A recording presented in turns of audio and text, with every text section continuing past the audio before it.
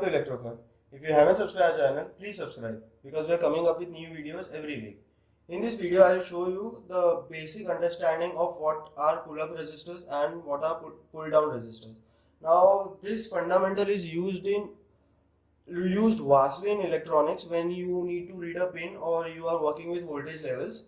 So, let's understand what exactly are those. Now, the highlights of this video are you will get the answers of all the star points marked over here, which is why do we need it, use of it in digital circuits, understanding the logic levels, and the final comment and conclusion. So let's get started.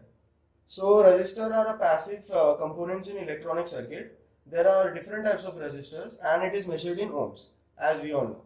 In digital circuits there are two values, either 0 and 1, and in both the cases, if we need to change any value or we need to work on any digital pin where we need to define any values, so it cannot be left floating. The mean of floating is, this is my signal, which is low over here and high over here. So as you can see, the voltage levels are defined. Let's say it is 0 volts, it is high means 5 volts, or digital 1. So yeah, so it cannot be between any floating value. The digital pin cannot be in the floating value when you are working with digital logic. So what we do is, if we connect a pin directly to 5 volts or ground, there are chances that the flow of current may disrupt the entire circuit and damage your electronics device.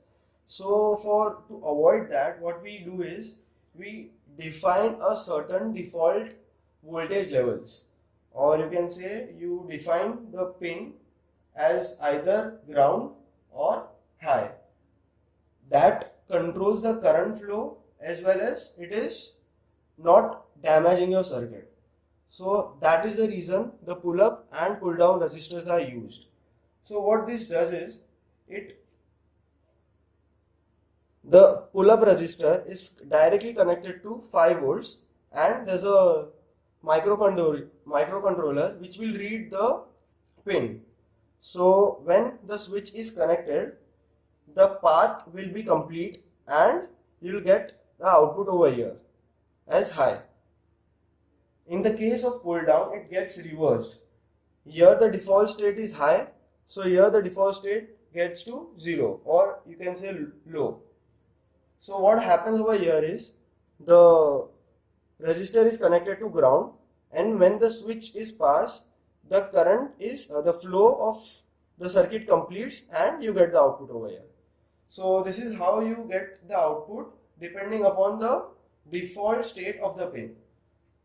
So these are very important in terms of reading, managing your circuits and so on. I hope you have understood this video. If you have any doubts, you can ask me in the comment section below. I'll answer all of them. The detailed blog and description of it will be mentioned in my website www.electrofun.co.in. Make sure you visit the website. Till then, like our video, share it with your friends and subscribe to our channel. Thank you.